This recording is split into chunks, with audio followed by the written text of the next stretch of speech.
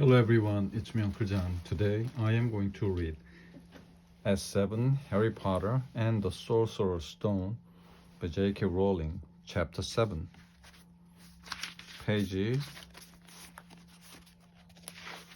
100. Chapter 7, The Sorting Hat, page 113 through 115. The Sorting Hat. The door swung open at once. A tall, black-haired witch in emerald green robes stood there. She had a very stern face, and Harry's first thought was that this was not someone to cross. "The first years, Professor McGonagall," said Hagrid. "Thank you, Hagrid. I will take them from here." She pulled the door wide.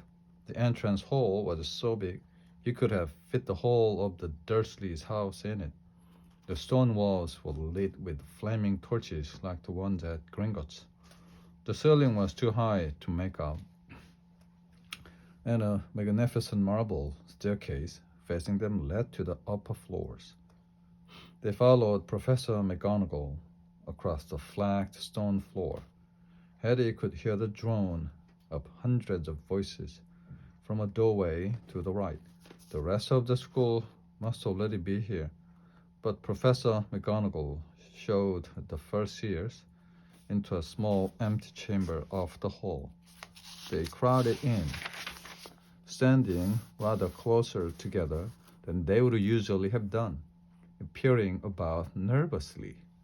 "Welcome to Hogwarts," said Professor McGonagall. "The start of term banquet will begin shortly, but before you take your seats in the Great Hall, you will be sorted into your houses.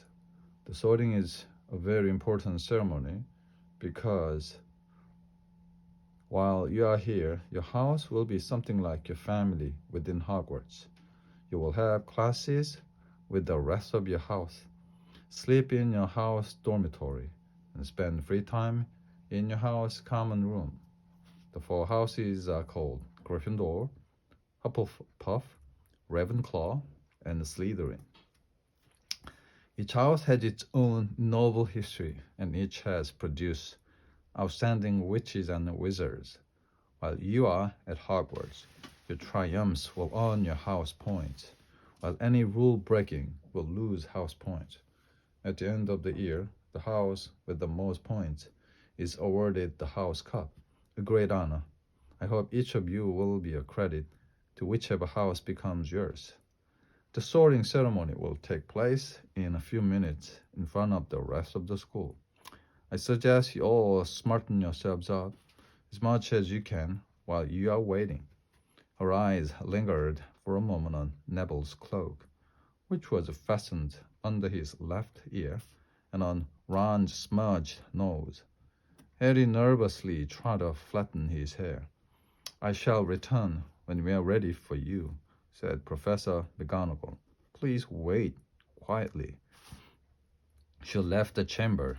Harry swallowed. "How exactly do they sort us into houses?" he asked Ron. "Some sort of test, I think. Fred said it hurts a lot, but I think he was joking." Harry's heart gave a horrible jolt. A test? In front of the whole school? But he didn't know any magic yet. What on earth would he have to do? He hadn't expected something like this the moment they arrived. He looked around anxiously, and saw that everyone else looked terrified too. No one was talking much except Hermione Granger, who was whispering very fast about all the spells she'd learned and wondering which one she'd need. Harry tried hard not to listen to her. He had never been more nervous, never, not even when he'd had to take a school report home to the Dursleys, saying that he'd somehow turned his teachers weak blue. He kept his eyes fixed on the door. Any second now, Professor McGonagall would come back and lead him to his doom. Then something happened that made him jump about a foot in the air. Several people behind him screamed. "What the?" he gasped. So did the people around him. About 20 ghosts had just streamed through the back wall. The pearly white and slightly transparent, they glided across the room, talking to one another and hardly glancing at the fur chairs. They seemed to be arguing. Well, it looked like a fat little monk was saying, "Forgive and forget, I say. We ought to give him a second chance. My dear friar, haven't we given Peeves all the chances he deserves? He gives all a bad name, and he's not really even a ghost, I say. What are you all doing here?" A ghost wearing a ruff and tights had suddenly noticed the fur seers. The end.